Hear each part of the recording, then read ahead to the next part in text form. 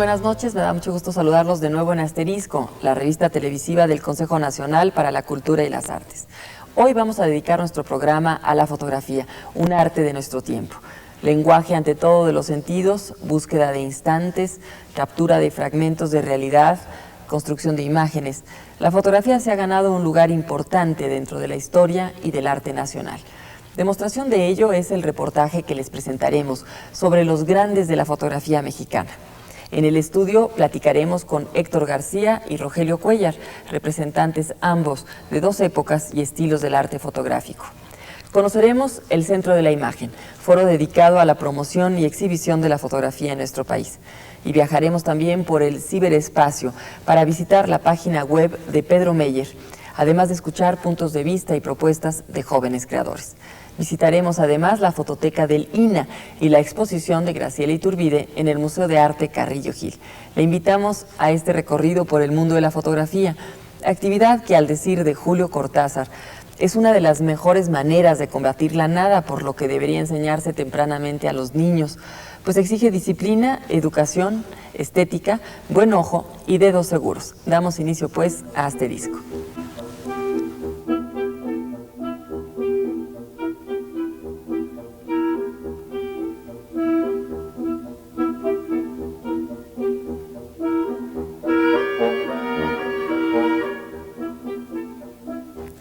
Desde el primer daguerrotipo fechado en 1847 hasta los más recientes trabajos con técnicas digitales, la fotografía mexicana ha tenido grandes exponentes.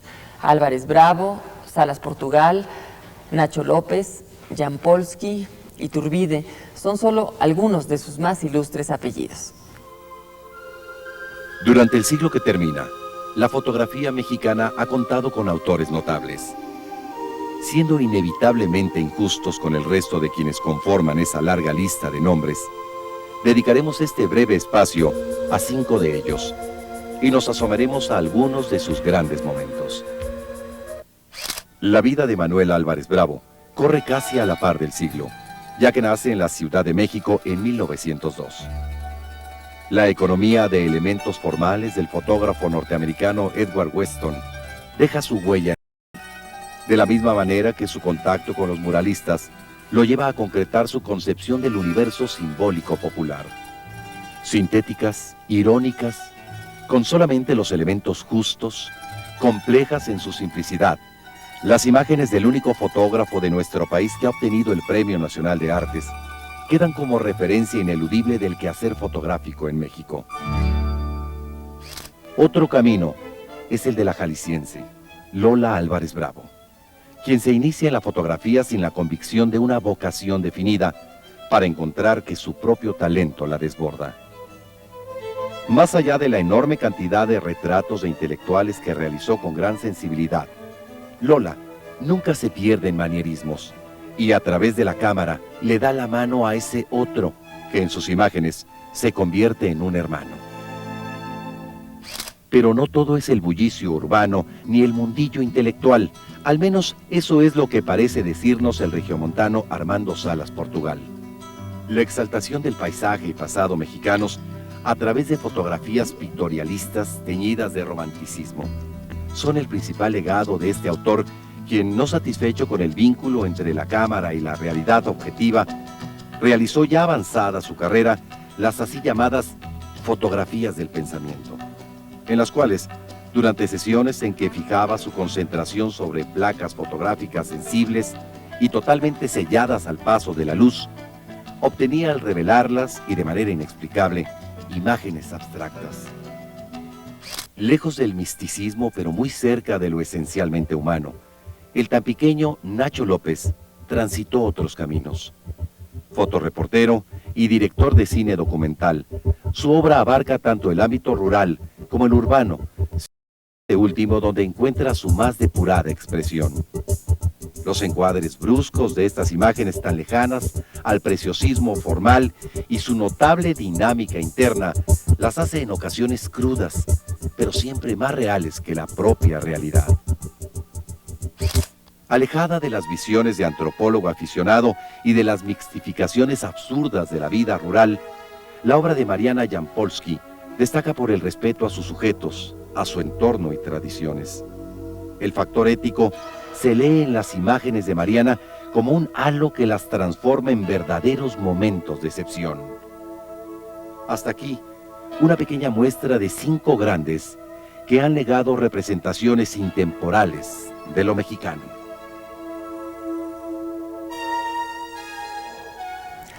Los grandes de la fotografía mexicana constituyen sin lugar a dudas una gran propuesta a nivel estética, en cuanto a generación también, y una propuesta muy importante a nivel personal, de estilos, de tendencias, etcétera. Y hoy nos acompañan aquí en el estudio de Asterisco 2 grandes de la fotografía contemporánea mexicana. Me refiero a Héctor García y a Rogelio Cuéllar. Muchas gracias por estar con nosotros.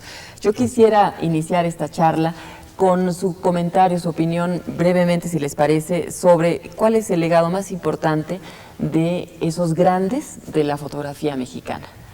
Héctor, ¿cuál crees tú que sea ese legado de Álvarez Bravo, Lola, Manuel y otros grandes fotógrafos mexicanos? Bueno, pues la personalidad de indígena. Ellos han trabajado profundamente sobre esto y nos han legado el indígena de sus días, digamos de los años 20 hasta la fecha, porque Álvarez Bravo sigue trabajando, a sus 98 años sigue trabajando, y él nos dio esa imagen extraordinaria y también la herencia que yo creo que él recibió del propio Weston acerca del desnudo, el desnudo clásico, el desnudo donde la belleza es por sí una materia extraordinaria que se sigue practicando en México, y no hay fotógrafo que no toque eso en ese sentido, no de lo erótico, sino de lo clásico de la belleza del cuerpo. ¿Y les parece, Rogelio, te parece que lo social o lo nacional, o qué otros temas o qué otros asuntos interesan a la fotografía contemporánea, pensando en el legado? Claro, yo creo que de una manera u otra nos enseñaron a ver el rostro de un país, de una geografía humana, de una geografía social, no nada más el aspecto meramente estético, que es muy valioso. Creo que son 2 columnas. Por un lado es el aspecto social, el aspecto cotidiano humano, y por el otro lado el de un lenguaje personal con una estética muy peculiar. Y eso creo que de una manera u otra a las generaciones que continuamos nos dio como las 2 columnas para sustentarnos y la libertad para trabajar y desarrollar cada quien nuestro propio lenguaje. Ahora, en su propio lenguaje, hay mucho de intuición en la fotografía y de definir el momento en que se da el clic. ¿Cuándo das el clic a la cámara? Pues yo, como lo ordenó Pancho Villa, ¿no? Cuando lo cuestionaban sus dorados valientes, ¿qué hacemos con esta gente, mi general? Dispara y después viriguas, ¿verdad? Entonces, en la fotografía es un instante que se capta o no se capta, y que en él está toda una historia.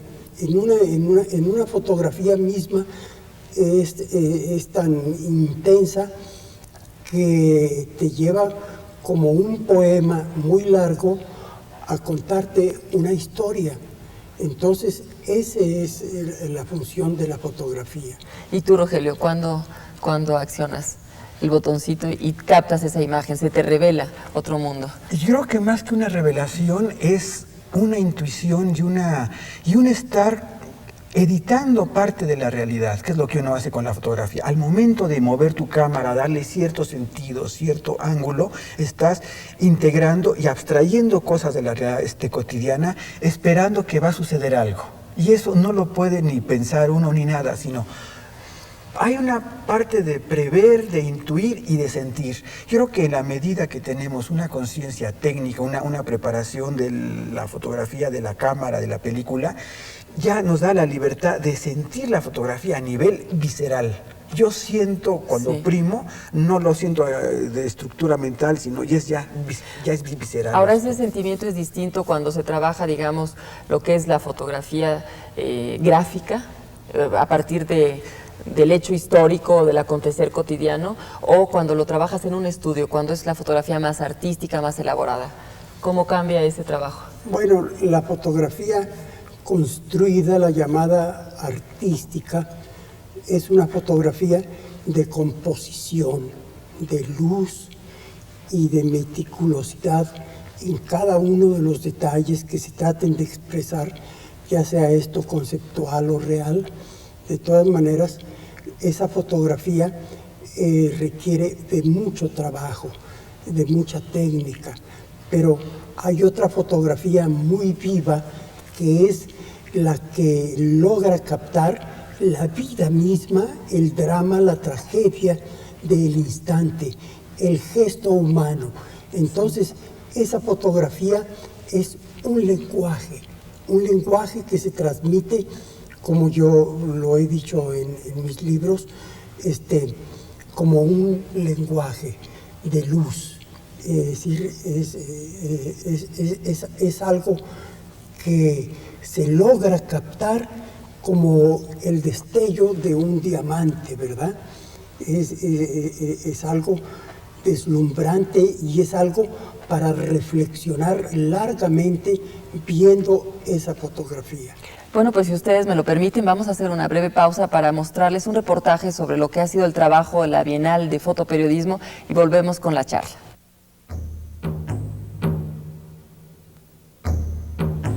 En enero de 1998, la fotografía Mujeres empujando a soldados dio la vuelta al mundo en menos de 24 horas. Por esta elocuente imagen sobre la situación en Chiapas, Pedro Valtierra, jefe del Departamento de Fotografía del diario La Jornada, obtuvo el premio Fotoprensa México 1998, otorgado en el marco de la tercera Bienal de Fotoperiodismo a la mejor fotonoticia. Y José Carlo González, fotógrafo del mismo periódico, autor de la serie Desplazados, la otra cara del conflicto, fue reconocido como el premio al mejor fotoreportaje. Los fotógrafos de prensa son los grandes cronistas del mundo contemporáneo. Así lo muestra el fotoreportaje de Carlos Mamaua, ganador en la categoría policíaca por su serie Movilizaciones Policíacas, publicada en La Jornada. El de Darío López Mills, de la agencia informativa AP, premiado en la categoría política por su serie Pinochet, 2 puntos de vista. El de Jorge Claro León, premiado la categoría Cultura, Espectáculos y Sociales por su serie Los Últimos Días, publicada en la revista Milenio, y el concedido en el rubro Vida Cotidiana a Juan Carlos Morales de la revista Marie Claire, por su serie sobre la vida del tren Frontera Sur, Chiapas.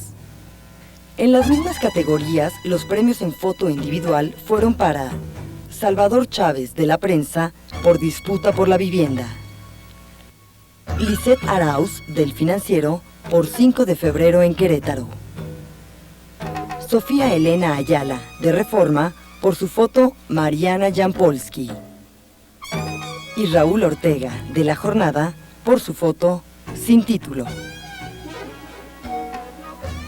Las fotografías anteriores fueron sobresalientes en un conjunto de 1.248 imágenes, enviadas a concurso por 166 autores de 20 entidades del país.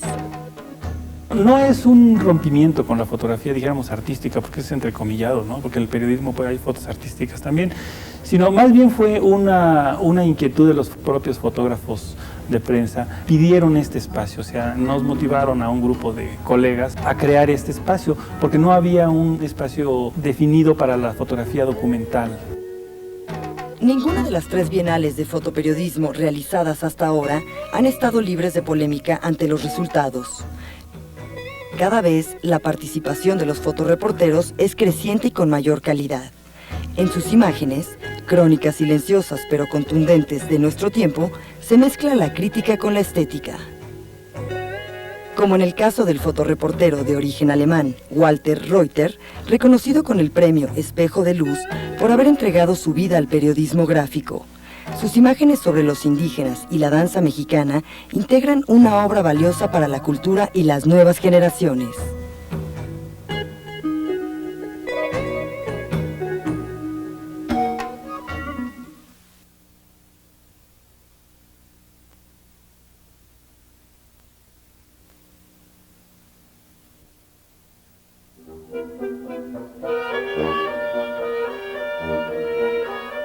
Graciela Iturbide, fotógrafa mexicana multigalardonada en el extranjero y de quien Elena Poniatowska ha dicho que si a alguien le ha sido dado el don de la dulzura es a ella, presenta actualmente una muestra de su trabajo en el Museo de Arte Carrillo Gil. El siguiente es un reportaje que preparamos para usted.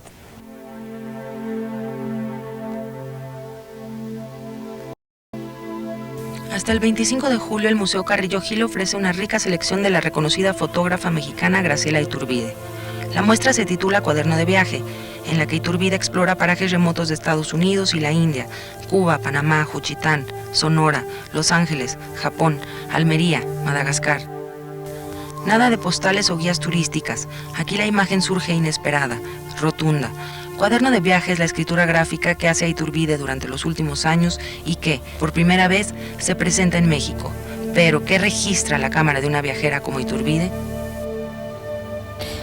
Bueno, para un fotógrafo viajero, para cualquier viajero, estas fotografías es un poco el camino y un poco quedarse donde uno se sorprenda, tomar la fotografía y tomar de la realidad, digamos, el pedacito de realidad donde uno se sorprenda o donde uno tenga comunicación para interpretar esta parte de la realidad.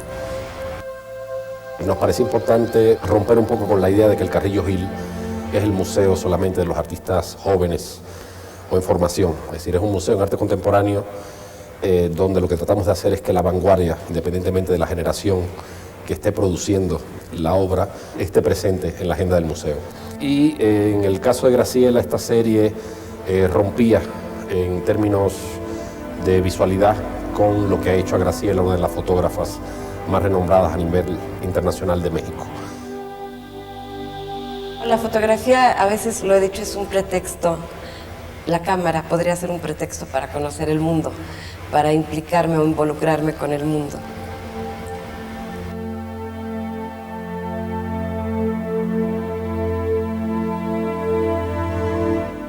Estábamos conversando acerca de la importancia o las diferencias y complementos entre lo que es la foto de autor y el fotoperiodismo. Rogelio, ¿cuál sería tu preocupación en ambos trabajos? Yo considero que cada vez la brecha esa que separaba el periodismo, la foto de periodismo y la de autor, cada vez se está diluyendo porque ya hay grandes fotoperiodistas de las generaciones, estos jóvenes, mujeres, hombres, que tienen un estilo personal en la foto periodística. Sí. Entonces simplemente hay ya una gran carga estética, una gran carga de fuerza expresiva, gran información del momento, de la condición humana. Entonces ya cada vez ya no separaría tanto. Hay buenas fotos y malas fotos. Creo que nada más habría eso ya ahora. Y podríamos pensar entonces también en una propuesta a nivel de ensayo periodístico en el reportaje gráfico, si pensamos por ejemplo en lo que hace un Sebastián Salgado, por decirlo, pero lo que hacen ustedes también. Pues indudablemente es una cúspide en este momento, es el ensayo fotográfico desde el punto de vista del arte y del fotoperiodismo. Es decir, ya la frontera entre la foto de creación y la foto artística y la foto del reportaje periodístico se encargó de borrarla Henri Cartier-Bresson desde 1940, cuando él estuvo en México con Álvarez Bravo, antes de empezar su meteórica y brillantísima carrera como reportero gráfico de los magazines más extraordinarios que ha habido, que fueron el Paris Match y el Life, ¿verdad? Para él fueron sus trincheras y a partir de ese momento él se encargó de que la fotografía de información, que contenía información, fuese un dechado de virtud estética. Es decir, eso quizás venía detrás en él de su educación estética. Quizás él fue un estudiante de las escuelas de Bellas Artes en París, etcétera, y aprendió todas las técnicas de la pintura y del arte clásico, y después las añadió en su experiencia y en su trabajo de orden periodístico. He ahí la conjunción en que se borran esas fronteras. Y después, como un actual ejemplo, está el trabajo de Salgado, que también es un académico de la universidad en la materia de la economía y que lleva todos esos conocimientos clásicos a la realidad de la revolución que está comprometida, en la que está comprometido el mundo actualmente, claro, que es la de la igualdad, la de la justicia, de darle a los sin tierra de todas las latitudes del mundo. Sí, en su trabajo las manos del hombre, ¿no? Sí. Que ha recorrido todo el mundo. Todo esto, él lo hace tan estéticamente, pero con un programa de revisar precisamente la situación del mundo a este respecto. Entonces, es precisamente uno de esos personajes estilo Cartier-Bresson. Y en cuanto a ese trabajo periodístico personal, ¿cómo elegir, Rogelio, si utilizas el blanco y negro o el color? Porque hay dos intenciones distintas y además se logra pasar el mensaje de otra manera. En mi caso particular, lo que hago es que sigo la tradición del blanco y negro, porque para mí y para muchos de los fotógrafos que lo manejamos es una síntesis del color, tiene más fuerza expresiva. Yo prefiero 1000 veces hacer las fotografías en blanco y negro que en color. Requiere una síntesis del manejo de la luz, de la fuerza expresiva, y creo que lo que hacemos nosotros y lo que queremos hacer, algo que nos impresiona, que nos emociona, lo captamos y queremos comunicarlo. Esa es la finalidad fundamental de nuestro trabajo. Creo que ese es el puente entre las dos generaciones, que es Héctor García y yo, que representamos esto, que es que no nos conformamos con tener fotos espléndidamente tomadas, espléndidamente impresas, si no las comunicamos, si no se publican. Esa es nuestra finalidad, comunicar lo que hacemos. Y el blanco y negro es... Claro. Expresivo y fuerte en este caso. Precisamente que tú hablas de generaciones, hay otras generaciones que nos siguen, los más jóvenes. Hay como una tendencia a estar muy sensibles hacia lo que es la imagen en movimiento, no pienso nada más en el cine, sino en el video, y también como una preocupación hacia las texturas. Se descompone la imagen en otras cosas, es lo que no es, vemos otras cosas de lo que vemos. ¿Cuál sería para ti ese sentimiento hacia donde se dirige la fotografía actual, la más joven?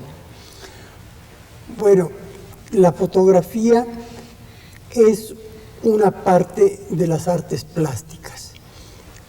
Las artes plásticas son creatividad, creación de formas en su esencia. Así es que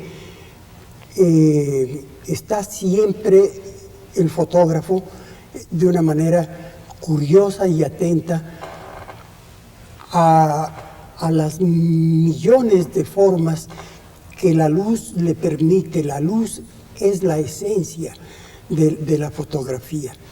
Entonces, el fotógrafo siempre está sintiendo la luz porque es su forma de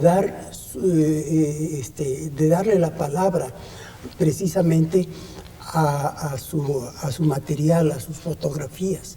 Entonces, el fotógrafo siempre está atento porque esa es la materia extraordinaria que corre por el universo, es la fuerza fundamental, es la vida de nuestro planeta y desde luego es la esencia maravillosa del propio universo. Es decir, ahorita se están descubriendo el principio del Big Bang, o sea, del universo en ese instante, y se están localizando las partes del universo donde todavía siguen captándose la luz de ese instante de nacimiento de nuestro universo que sigue en expansión. Así es que la pregunta ahora a ese respecto ¿es el universo que nosotros vemos y que conocemos el único que existe o existen muchos universos? Claro. Es decir, porque ¿de dónde proviene nuestro universo? Tú estás hablando también, Héctor, de una preocupación también estética, de hacia dónde diriges tu trabajo fotográfico. Para concluir, Rogelio, me gustaría preguntarte si tú coincides en esto o si hay, aparte de una preocupación estética que se trabaja con la luz, con el color o con el blanco y negro, hay también algún tema de interés que hoy en día prevalezca más en la fotografía contemporánea. No, yo creo que se han abierto los caminos. Ahora inclusive la utilización de la fotografía digital, la rapidez de transmitir imágenes, de imprimir, de todo esto, ha abierto nuevos canales y hay el manejo de la imagen también corre el peligro de excesiva manipulación y perder la esencia de lo que la fotografía es, captar un instante y transmitirlo tal y cual. Yo creo que no hay que confundir esto, utilizar las nuevas tecnologías para manejar la información más ampliamente, pero en el sentido de manipulación, en el sentido de la imagen que la puedes transformar, hay un grupo de 3 personas, lo integras a 10 o lo reduces a 1, estas cosas no me interesan y creo que hay un riesgo que hay que tener muy consciente aquí, pero por otro lado, a nivel creativo, pienso que es un lenguaje maravilloso, la utilización de la fotografía digital, cámaras, transmisiones, disques, o sea, la imagen la puedes ver luego, transmitirla. Creo que es un universo que nos da muchas posibilidades. Agradecemos muchísimo su presencia en el foro y ahora, si les parece, los invito a que nos acompañen también ustedes a ver un reportaje. Se trata del Centro de la Imagen como una opción para los interesados en la fotografía y en la discusión acerca del lenguaje y la producción de imágenes. A partir de la creación del Centro de la Imagen, con la admirable labor de Patricia Mendoza, se ha constituido un sólido pilar de la fotografía mexicana contemporánea. Entre sus tareas destaca Foto Septiembre, festival con múltiples exposiciones y actividades en diversos puntos del país que complementa la publicación de un completo y cuidado catálogo. Este es, pues, el Centro de la Imagen. Gracias por estar con nosotros. A pesar de la rica tradición fotográfica que existe en México, en nuestro país había una gran dificultad para exponer fotografías en foros culturales de la magnitud del Palacio de Bellas Artes o el Museo de Arte Moderno, sitios que de manera muy esporádica abrían sus puertas a la que ha sido considerada como la expresión artística de nuestro tiempo. Este es el contexto que llevó al gremio de fotógrafos a unirse para solicitar la creación de un espacio en el que la fotografía fuese tratada como una obra de arte. Así, el 4 de mayo de 1994 se inauguró el Centro de la Imagen en un extremo del edificio histórico de la Biblioteca México, ubicada en la Plaza de la Ciudadela. En el centro se concibe, dentro de este concepto de educación, por un lado el centro de documentación, que consta con la biblioteca, con un centro de acopio de los currícula de los fotógrafos contemporáneos México y Latinoamérica, que espero que pronto ya estén en red y la gente pueda consultar quién es Graciela Iturbide, qué hacía hace 20 años, qué hace ahora, cuáles han sido sus exposiciones y tengan acceso a imagen, igual que quién ganó en la última Bienal y quién es un fotógrafo de 19 o 21 años, ¿no? Entonces, este centro de documentación, que es un centro de información, fue una de las partes con las que nació el Centro de la Imagen. Los talleres, el concepto de educar, y en los talleres una parte teórica y una parte práctica, porque la cultura fotográfica no es solo el que realiza la foto, el creador, sino todos aquellos que miramos la foto, cómo mirarla, cómo pensarla, cómo analizarla, cómo clasificarla, cómo criticarla. Entonces se necesitaban curadores e investigadores. Actualmente en el Centro de Documentación, quiero decir que se ha enriquecido con una parte que se llama la Sala del Cielo, que es 20 IMAX abiertas al público para que la gente pueda navegar. De manera paralela a la creación del Centro de la Imagen, Patricia Mendoza impulsó el proyecto de exhibir la fotografía a nivel nacional. Cada año, durante el mes de septiembre, diversas galerías y museos del país abren sus puertas a la exhibición de la fotografía. El evento se conoce como Foto Septiembre y ha demostrado que si en México había artistas que querían expresarse por medio del lenguaje fotográfico, también había un público ávido de apreciar estas imágenes que llenó las salas. Este es el antecedente del llamado Festival de la Luz. En el año 2000 tendremos este Festival de la Luz, que es una propuesta de México, del Centro de la Imagen, en la que todos los festivales del mundo se unirán. Sí, más de 24 festivales del mundo se van a unir. El Mois de la Photo de París, la Primavera de Barcelona, Fotoquina, Fotofest, Fotofeist, una serie de festivales en el mundo. Nos uniremos para hacer del año 2000 un año en que a partir de las exposiciones de fotografía el hombre de fines de siglo pueda reconstruirse a sí mismo en áreas tan distintas como son el área de la ciencia, que como tú sabes, allí la fotografía ha sido importantísima, hasta el área de la expresión totalmente individual y subjetiva, pasando por un área documental en donde puedes enfrentar la historia de lo que ha sucedido en este siglo. Editada por el Consejo Nacional para la Cultura y las Artes a través del Centro de la Imagen, la revista Luna Córnea ocupa ya un lugar preponderante en la historia de la fotografía mexicana. Temas como el cuerpo, el retrato, naturaleza quieta, la Ciudad de México, fantasmas, intolerancia, la noche, identidad y memoria, secretos y travesías han sido abordados con una audaz singularidad a lo largo de 4 años de vida y 16 ediciones.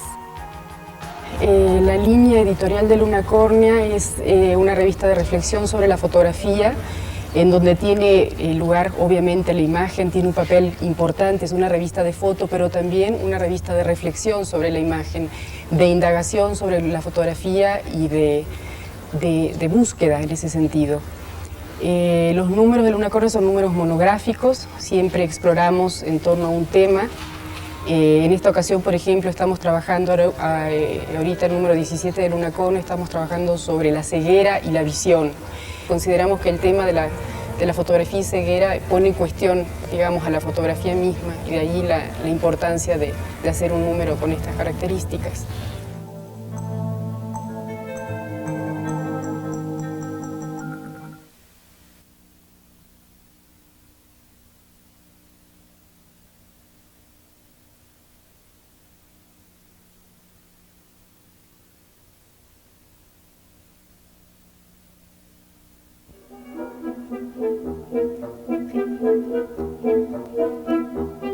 Recientemente Ediciones Era, Conaculta y la Fototeca Nacional de Lina en Pachuca editaron 2 libros en su colección Fototeca.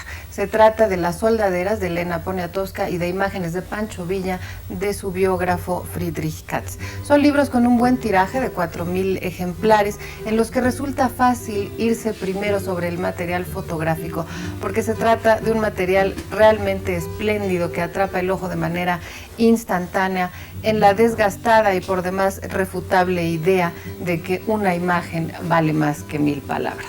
Aquí en estos libros no sucede tal cosa. La verdad es que los textos, los ensayos incluidos en estos libros apoyan y refuerzan notablemente el material fotográfico. Y muy en el estilo que ha caracterizado la escritura de Poniatowska, este ensayo incorpora las voces de no pocas soldaderas. Por ejemplo, María Quinteras, Petra Ruiz, apodada la Echabalas, o Petra Herrera, quienes disfrazadas de hombre combatieron en muchas batallas y alcanzaron altos honores. En este ensayo se cita a John Reed, tanto como a Mariano Azuela, a Rafael F. Muñoz, a Heriberto Frías, y en particular a Nelly Campobello, en cuya obra y figura se detiene la autora con un alto sentido de justicia.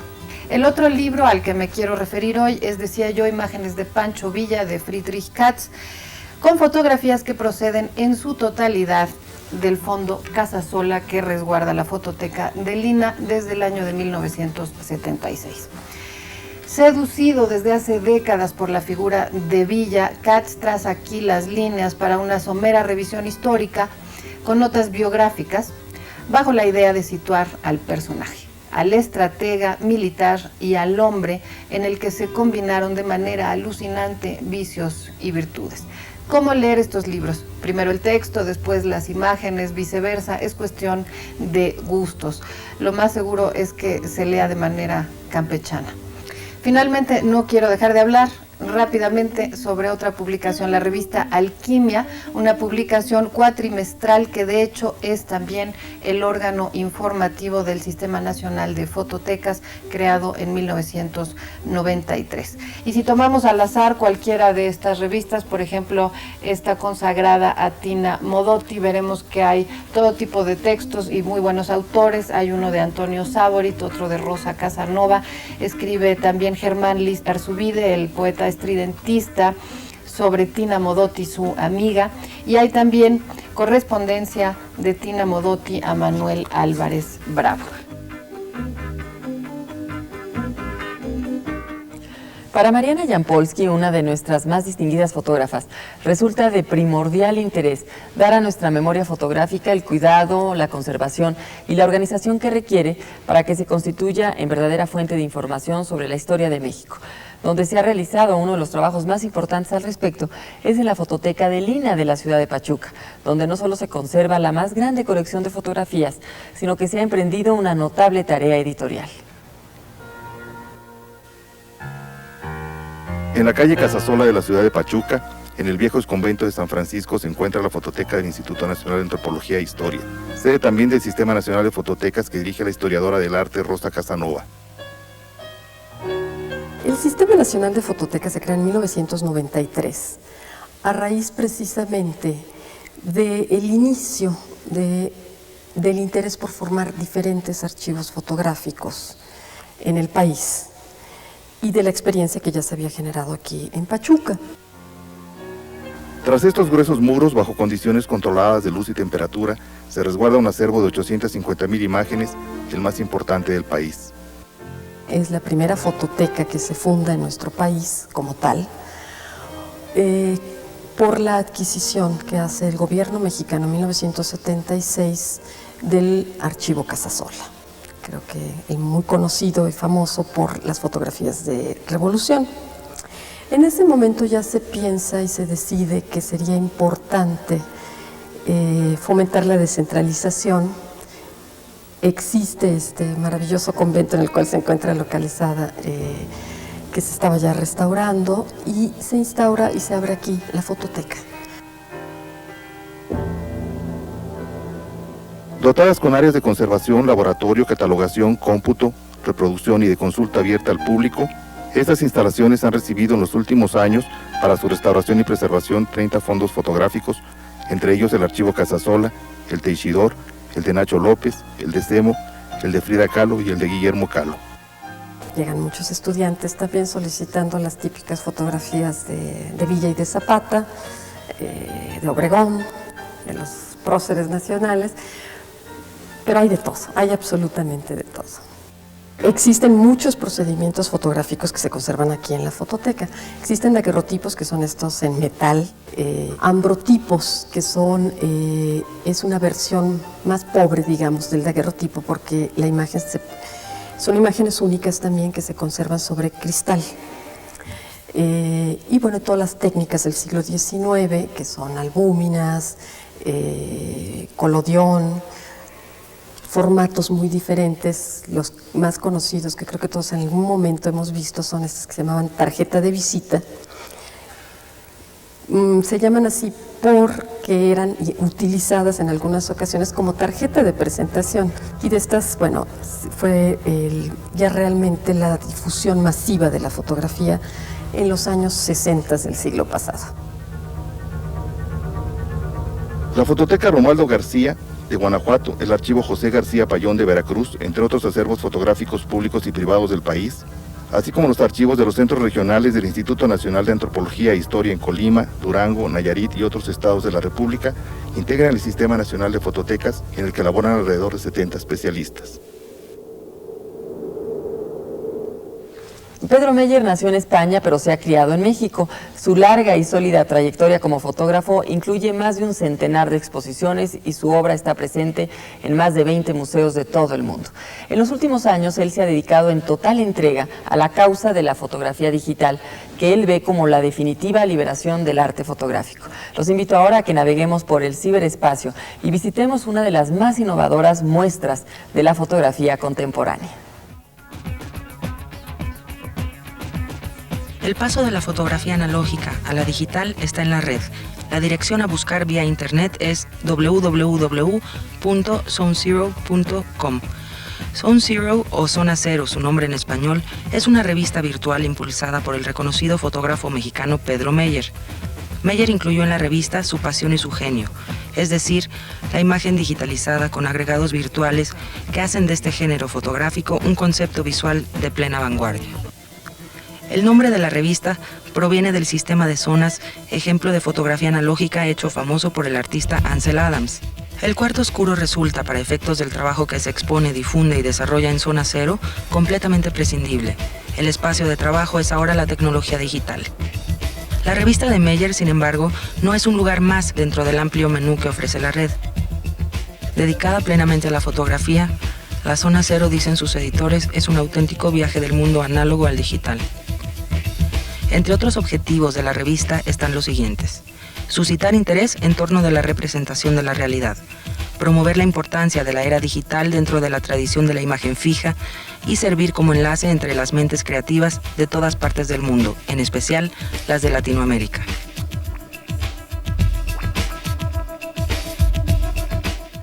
Singular es pues esta peregrinación de Pedro Meyer del cuarto oscuro hasta los programas informáticos de retoque fotográfico para poner la fotografía digital al servicio de la magia y lucidez de la creatividad.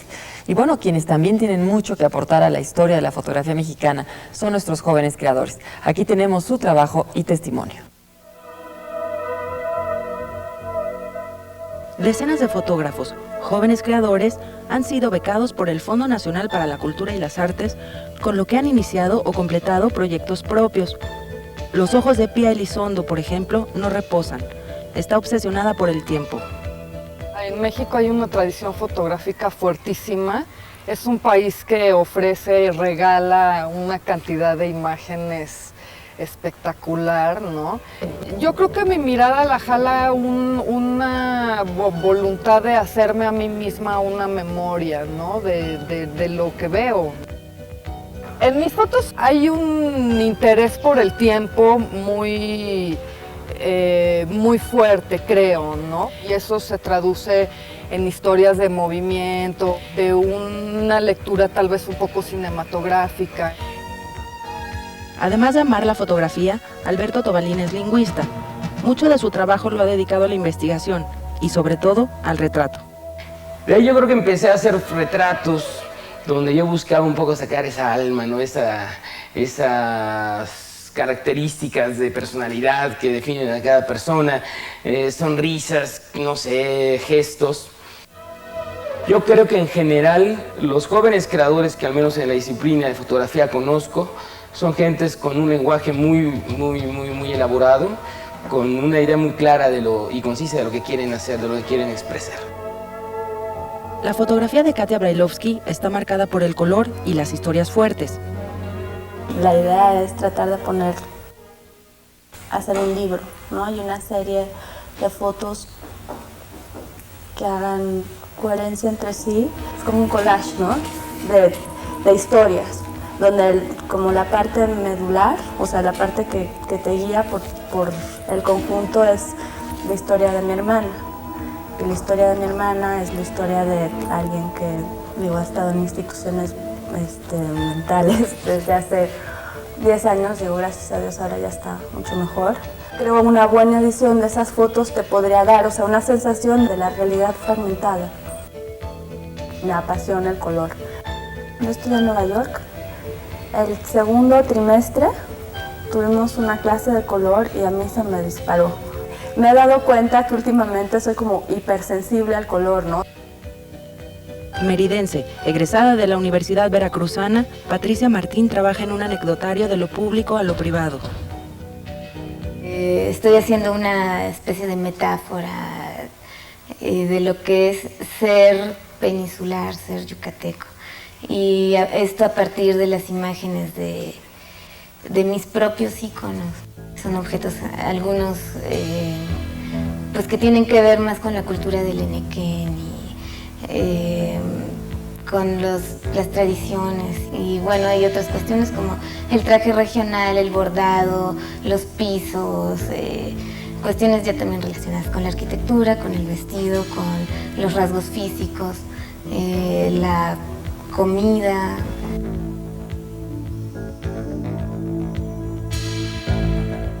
En el México de fin de milenio, si hay un movimiento cultural y artístico importante, es el de la fotografía.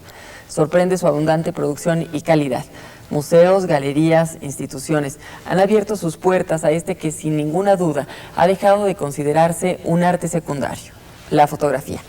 Bueno, pues hasta aquí ha llegado el tiempo de Asterisco. Nosotros lo esperamos también la próxima semana y los invito a que nos den sus sugerencias y comentarios a nuestra dirección de correo electrónico. Esta es asterisco@conaculta.gov.mx o a Barranca del Muerto 380, Colonia Guadalupeín, México, Distrito Federal 01020. Bueno, pues entonces nos veremos la próxima semana aquí en Canal 22 en Asterisco. Thank you.